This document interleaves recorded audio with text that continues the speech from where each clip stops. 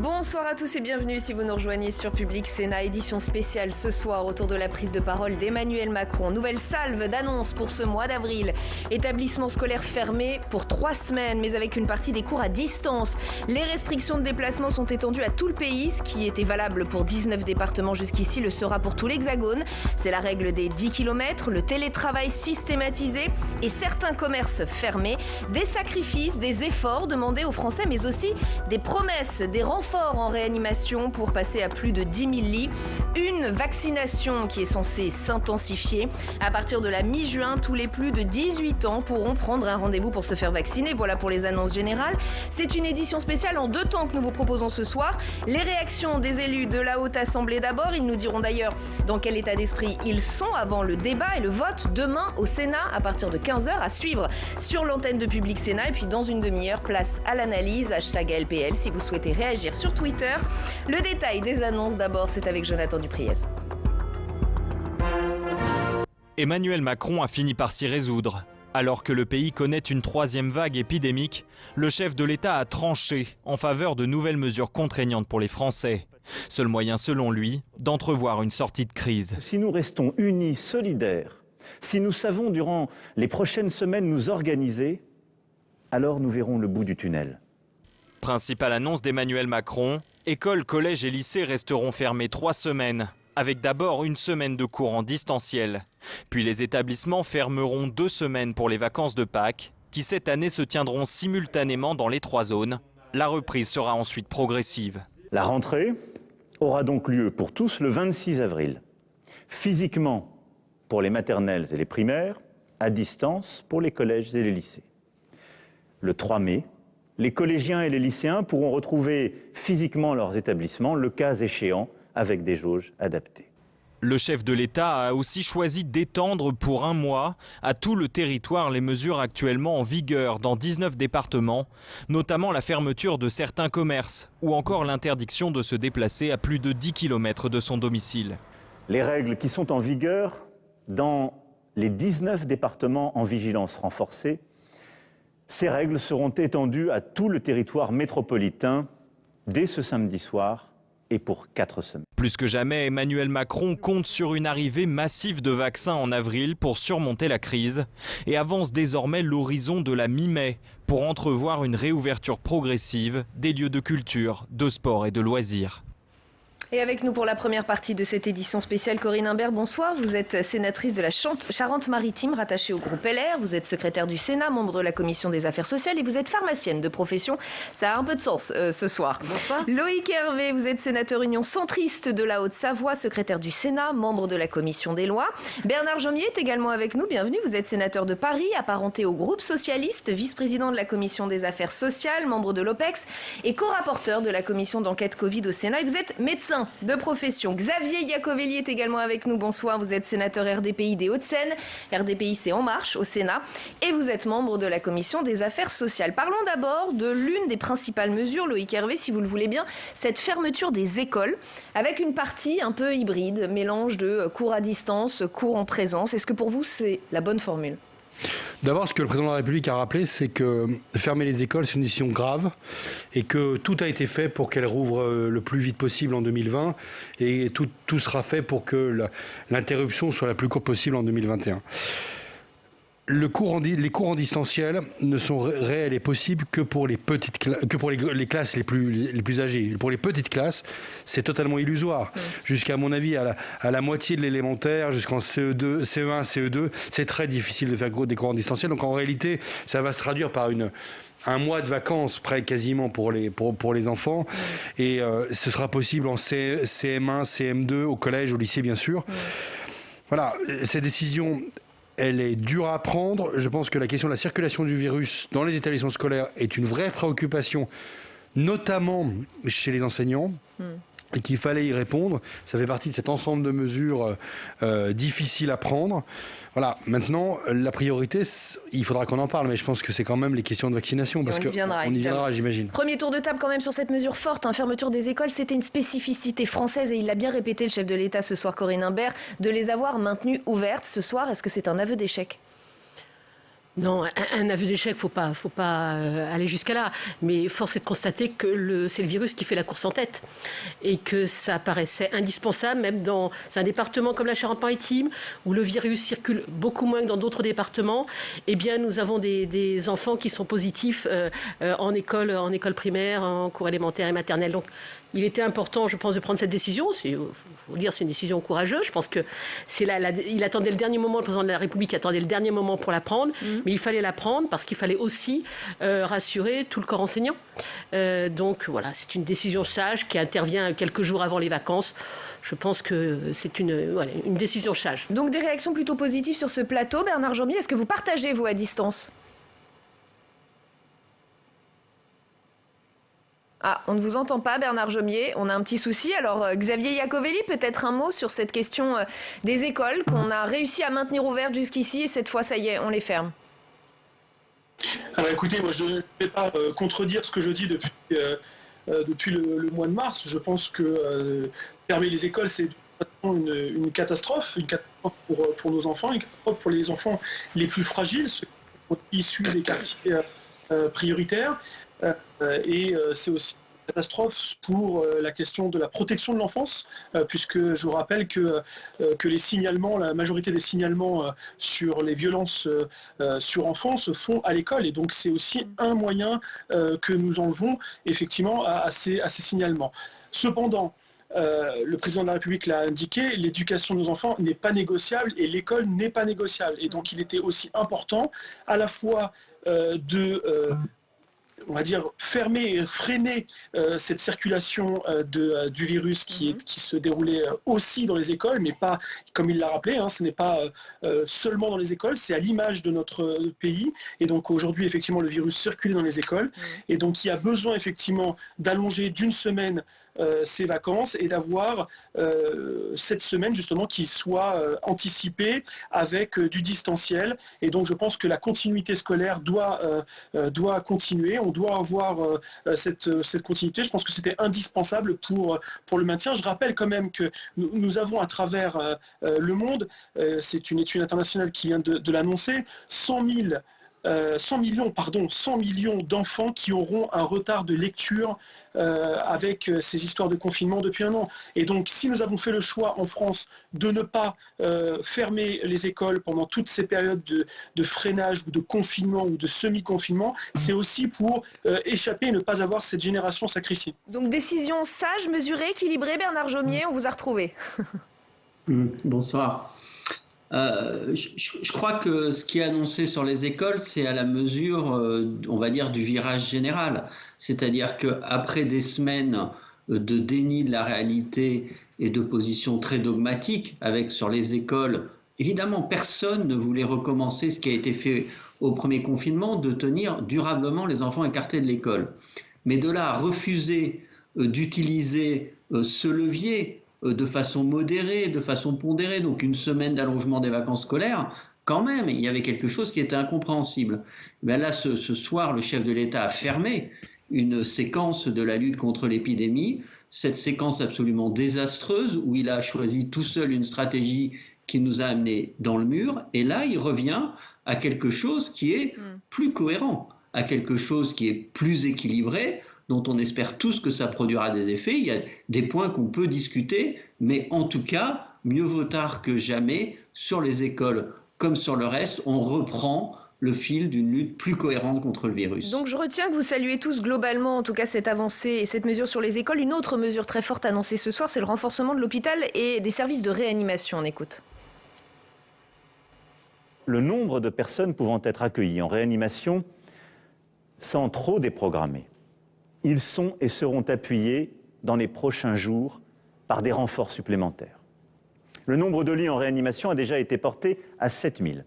Et je veux ici remercier les étudiants en médecine, les retraités, le service de santé des armées, tous les volontaires de la réserve sanitaire.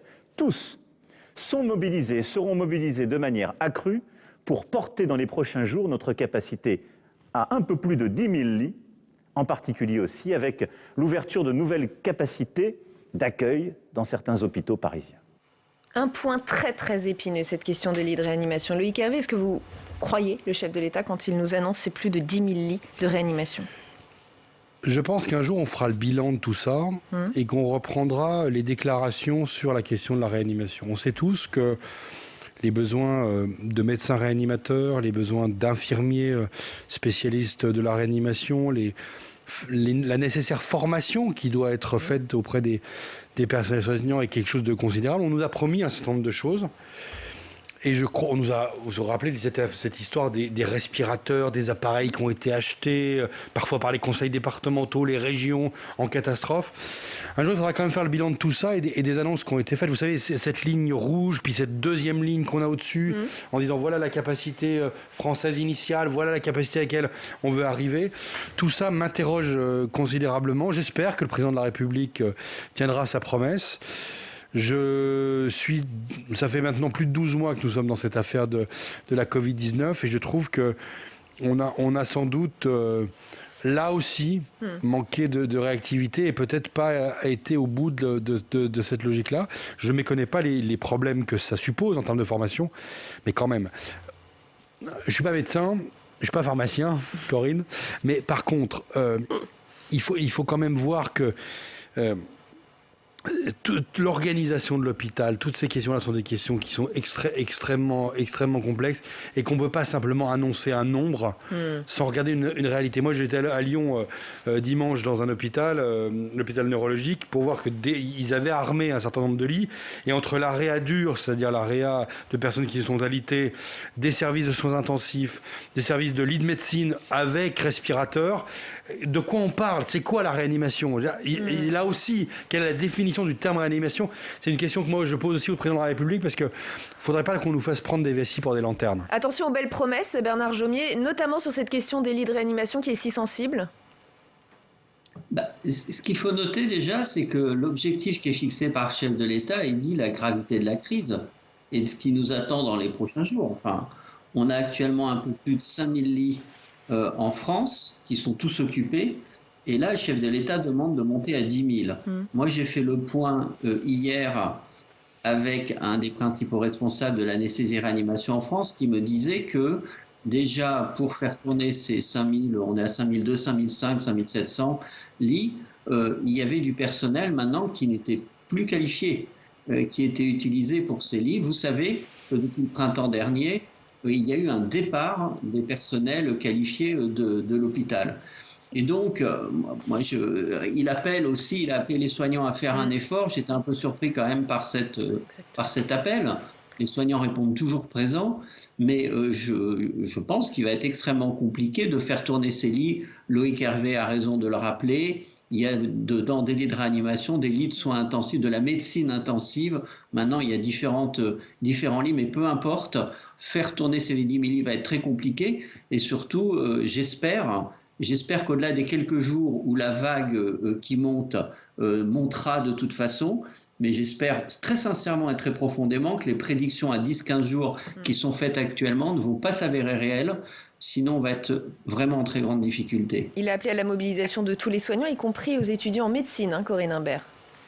Oui, tout à fait. Je suis comme Bernard Jomier, comme Loïc Hervé. C'est-à-dire que j'ai quand même été choquée quand, avant d'aborder les efforts qu'il allait demander à tous les Français, il a commencé par demander des efforts aux soignants. Ça fait plus d'un an, que les soignants font des efforts, chaque jour. Donc, 10 000, c'est un chiffre rond. Hein, je veux bien il y a des besoins de lits en réanimation supplémentaires, mais il y a encore quelques jours, on nous expliquait que ce n'était pas possible et qu'on ne formait pas du personnel, des soignants pour travailler en réanimation aussi rapidement que ça. Donc on verra, nous verrons.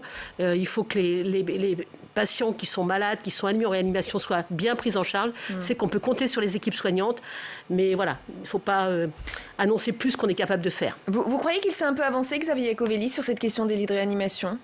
Moi, je voudrais réagir sur le propos de mes collègues précédemment. Moi, j'ai surtout entendu aussi le président de la République qui a rappelé que l'État sera toujours aux côtés des soignants. Et je rappelle qu'autour de cette table et dans cette émission ce soir, on est tous comptables de la situation de l'hôpital qui, depuis 20 ans, a été sous-doté, où nous avons sous-investi dans l'hôpital, et quelles que soient les majorités et quelles que soient les tendances politiques. Donc c'est aussi, effectivement, on traverse une crise inédite, où effectivement on se rend compte de la nécessité d'avoir un hôpital fort et d'investir pour l'avenir dans ces hôpitaux. Après, moi ce que j'ai noté aussi, c'est qu'il a annoncé, en remerciant de la mobilisation depuis plus d'1 an maintenant les soignants, il a annoncé le renfort supplémentaire des services de santé de l'armée, des retraités, des étudiants, vous venez d'en parler, des volontaires aussi de la réserve sanitaire. Et c'est vrai qu'on aura cette capacité. Alors on est aujourd'hui à 7000. Moi j'avais noté 7500 précédemment, mais là le président de la République a annoncé 7000. Donc on est à 7000 lits de réa et il a annoncé une capacité effectivement grâce à ces renforts de monter jusqu'à 10 000 lits, c'est-à-dire les 10 000 lits, c'est ce que nous avions lors de la première vague et lorsque nous avions le pic en réa. Et donc on est en capacité en France de pouvoir effectivement se développer pour avoir 10 000 lits de réa. Je ne dis pas que ça sera simple. Je ne dis pas que ça sera sans conséquence sur les déprogrammations. Je ne suis pas médecin comme Bernard Jomier ou encore moins pharmacien comme ma collègue, mais en tout cas, moi, ce que je vois, c'est que effectivement, on a pu le faire dans la première vague, certes au détriment et en déprogrammant un certain nombre d'opérations. Corinne Imbert, je vous vois réagir. Oui. Le président de la République a annoncé avec le moins de déprogrammation possible. Il a donc bien conscience que chaque jour en ce moment, il y a des déprogrammations et ça fait des mois que ça dure. J'entends mon collègue Iacovelli, sauf que ça fait 1 an de connaissance. C'est vrai que cette crise est inédite, cette pandémie est inédite, mais ça fait déjà 1 an. Donc on est revenu au nombre, hormis l'augmentation là, à 7 000 lits qui est relativement récente, nous sommes restés à 5 000 lits, hormis la période où on avait augmenté le nombre de lits de réanimation au début de la pandémie l'année dernière. On a géré la pénurie de lits de réanimation depuis 1 an, comme on a géré d'autres pénuries. Bon, tant mieux s'il y a cette capacité à augmenter le nombre de lits, parce que ça répond à des pousser besoins. Les murs, hein, c'est un peu l'expression qui est employée, c'est pousser les murs. On pousse les murs, on fait ce qu'on peut. Ça rejoint d'ailleurs les propos de l'année dernière du président de la République qui ont marqué tout le monde. Nous sommes en guerre. Donc quand on est en guerre, on fait au mieux, on se retrousse les manches, on pousse les murs et on va à l'essentiel. Très bien. Mais ça fait déjà 1 an. Donc le virus, et notamment le variant anglais, a pris le pas en ce moment. Nous courons derrière. Bon, on a une chance, c'est que nous avons des vaccins qui ont été mis sur le marché et c'est notre chance, la vaccination, notre chance à tous. Maintenant, il y a aussi, mais on en reviendra peut-être un peu de décalage entre les efforts qui sont demandés aujourd'hui et les doses que nous attendons encore en nombre suffisant pour bien vacciner et pour sortir de ce mois d'efforts qu'on va demander aux Français pour qu'on ait un maximum de personnes vaccinées. Et on voit bien que là, il va y avoir un décalage. Parce qu'aujourd'hui, nous recevons notamment en officine, pour les médecins généralistes, pour les infirmières, eh bien, les flacons au compte-gouttes. Une vaccination qui est censée nous aider à voir le bout du tunnel. C'est cet autre point aussi qui vous a sûrement intéressé. La fin de son intervention, lorsque le chef de l'État a semblé donner quelques perspectives positives. Et ça va vous intéresser pour la culture et les restaurants. Écoutez. Dès la mi-mai, nous recommencerons à ouvrir avec des règles strictes certains lieux de culture. Nous autoriserons sous condition l'ouverture de terrasses. Et nous allons bâtir entre la mi-mai et le début de l'été un calendrier de réouverture progressive pour la culture, le sport, le loisir, l'événementiel, nos cafés et restaurants. Là aussi, Loïc Hervé ? On va pas assez vite parce que le secteur de l'hôtellerie-restauration comme le secteur de la culture sont des secteurs qui sont à l'arrêt. Un peu vite pour annoncer ça. Oui, je pense qu'il faut vraiment qu'on ait un calendrier maintenant. Tout ça est quand même lié à des projections. On a un calendrier sanitaire qui a été évoqué, mais il y a sans doute des projections dont le président de la République dispose qui doivent nous permettre aujourd'hui de donner de la visibilité. Ce qu'on doit savoir avec la déclaration de ce soir, c'est l'abandon de la logique territoriale. C'est le retour à une logique nationale, avec des mesures qui sont les mêmes en Seine-Saint-Denis avec 800 cas pour 100 000 et dans le Finistère avec 60 cas pour 100 000. Donc ça vous heurte, ça vous choque qu'ils reviennent à cette Le Sénat a toujours demandé une stratégie territorialisée le plus possible. Donc on ne va pas aujourd'hui dire autre chose que cela. Est-ce qu'on n'était pas arrivé au bout de cette logique vu la propagation du virus ? C'est ce que dit le chef de l'État. De facto, les décisions du président de la République montrent que, selon lui, on est arrivé au bout. N'empêche que pour les Outre-mer, on maintient des systèmes différenciés et que, de fait, avec les chiffres dont nous avons connaissance, aujourd'hui, on montre que la cartographie n'est pas du tout homogène et qu'en France, il y a sans doute encore une capacité à faire un certain nombre de modulations territoriales. Bref, sur les hôteliers, restaurateurs, cafetiers, restaurateurs, hôteliers, restaurateurs, comme pour le monde de la culture, ça devient maintenant une urgence parce que le redémarrage redémarrage évoqué par le président de la République, il ne se fait pas seulement sur le calendrier de l'État. Ça se fait concrètement sur le terrain avec des entreprises qui, pour une partie d'entre elles, n'existent plus, qui vont avoir une difficulté à redémarrer, enfin, à remettre en marche un certain nombre d'équipements, y compris dans le domaine de la restauration. C'est pas simple. Et donc, il faut qu'on ait maintenant des assurances en termes de date pour redémarrer cette activité. Et tout cela à condition que la vaccination fonctionne. Oui, évidemment. Je pense qu'on ne vaccine pas assez en France. Je pense il faut vraiment aller le plus vite possible pour offrir à nos compatriotes cette possibilité de se faire vacciner. Bernard Jomier, que vous inspire ce retour, comme le dit Loïc Hervé, à cette stratégie plus nationale que territoriale ? Alors, moi j'ai défendu très tôt, et avec mes collègues de la commission d'enquête, avec Catherine Deroche et Sylvie Vermeillet, une stratégie territoriale. J'avais renouveau défendu au mois de décembre, janvier. Malheureusement, je crois que c'est trop tard. Voilà, il faut, même dans le Finistère, dont parlait Loïc Hervé, le virus progresse en partant de beaucoup plus bas, mais très rapidement. Et donc, la place de la territorialisation pour quelques semaines à venir me paraît beaucoup plus aléatoire.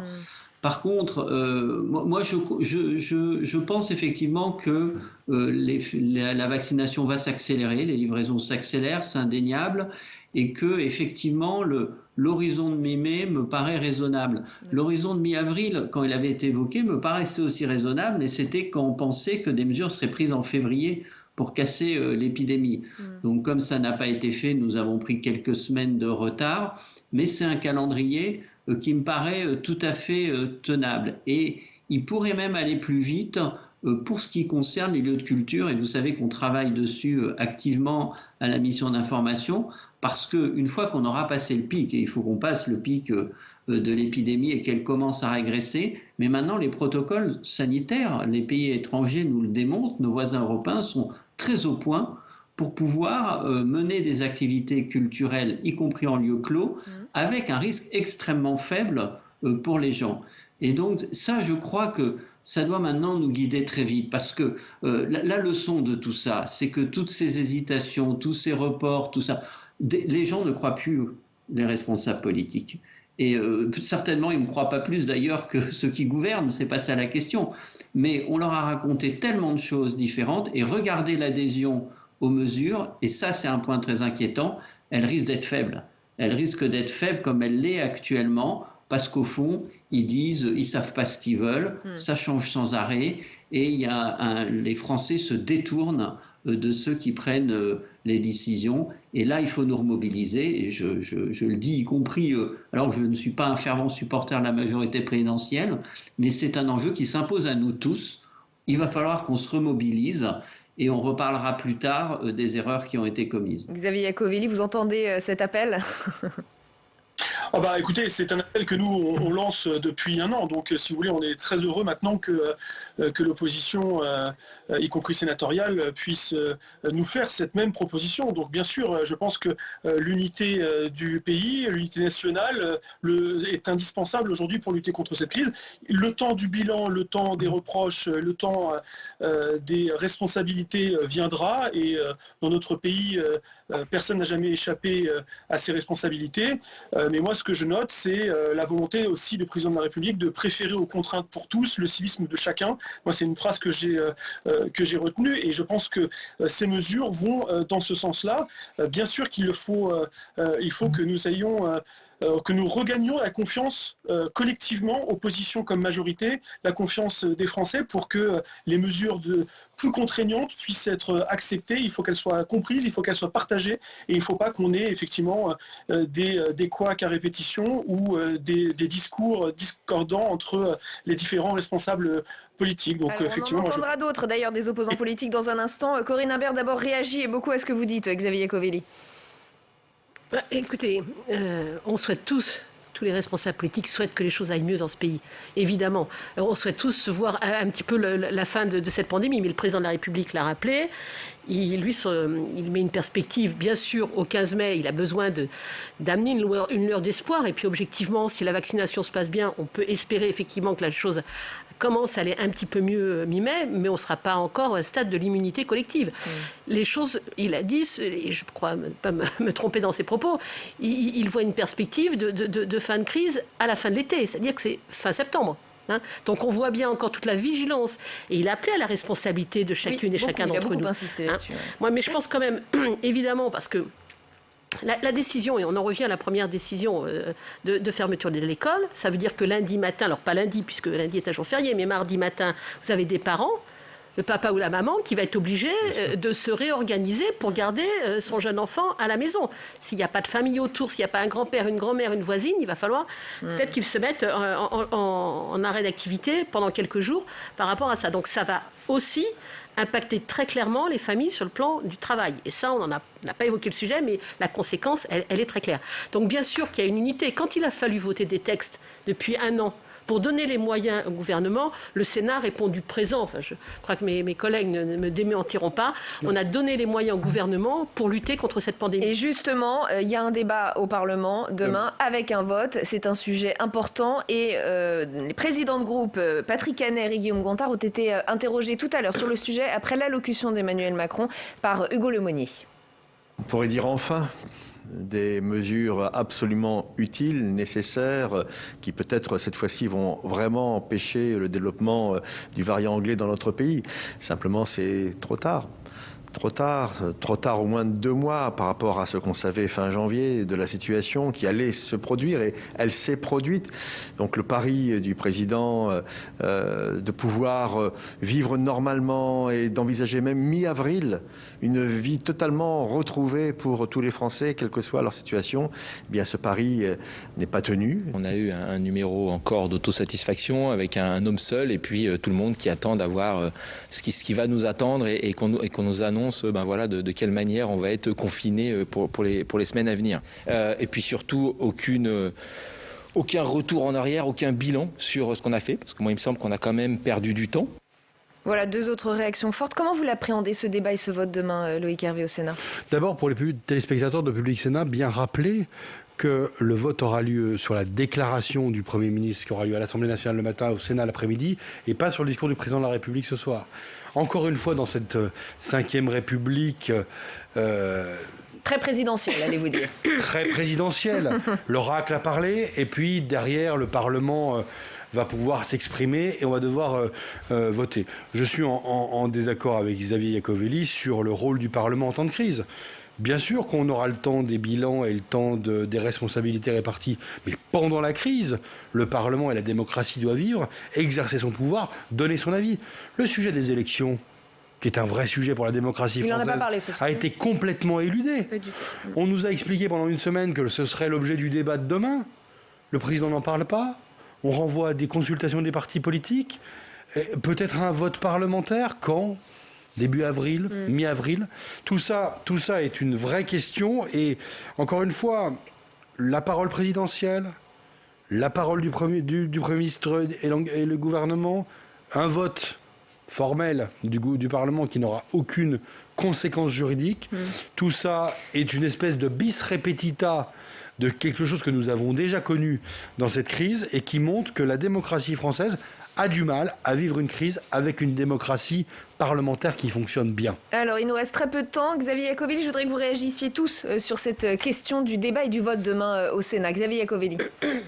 Oui, je suis assez surpris des propos de Loïc Hervé, puisque à la fois il reproche au président de la République de ne pas avoir parlé des élections, et parce que en gros le président de la République souhaite que ça soit un débat au Parlement et des consultations avec les partis politiques et les responsables politiques, et en même temps il dit que le Parlement n'est pas assez consulté. Enfin, là pour le coup, il ne prend pas la décision, il laisse dans la main des parlementaires et des partis politiques la question des élections et du maintien effectivement de ces élections au mois de juin, sur lesquelles moi je suis à titre personnel favorable à son maintien, et je pense qu'on est nombreux nombreux dans la majorité présidentielle à le souhaiter. Et donc, cette incohérence est assez bizarre. Après, quant au propos de Patrick Kanner, c'est cette capacité aussi à dire tout et son contraire en l'espace de 2 mois. Moi, je me rappelle que l'opposition appelait à ne pas reconfiner au mois de janvier, ce que le président a fait. Et maintenant, 2 mois après, on dit c'est irresponsable, le président n'a pas reconfiné au mois de janvier. Et donc, c'est pour ça qu'on est dans cette situation actuellement. Si vous voulez, je pense que, encore une fois, soyons un peu humbles chacun de notre côté, faisons en sorte d'écouter à la fois les responsables scientifiques, mais aussi d'avoir une vision, puisque nous sommes des responsables politiques. Il nous reste 20 secondes, pardonnez-moi, j'avais demandé à être bref, excusez-moi, il nous reste vraiment très peu de temps et Bernard Jomier et Corinne Imbert ne se sont pas exprimés sur ce point. Très rapidement, Bernard Jomier, pardonnez-moi. Bon, très brièvement, le vote de demain, c'est une sorte de vote de confiance. La dernière fois que le Premier ministre est venu devant le Parlement en décembre, il n'y avait pas eu de vote, mais il y avait eu un débat 51 et on avait sans ambiguïté soutenu la stratégie vaccinale du gouvernement. Demain, faire une sorte de vote de confiance au gouvernement alors que c'est l'échec total sur les semaines passées et que nous n'avons pas été consultés en amont sur les décisions à prendre, nous ne sommes pas une chambre d'enregistrement, il y a des limites. C'est avec les Français qu'il faut rétablir la confiance. Avec nous, ce sera un peu plus long, je crois. Corinne Imbert, pour conclure. On a l'impression que le gouvernement se tourne vers le Parlement quand il en a besoin. Voilà. Et donc, nous attendrons la déclaration du Premier ministre demain après-midi. Débat et vote demain à suivre en direct, évidemment, sur Public Sénat. Merci à tous d'avoir participé à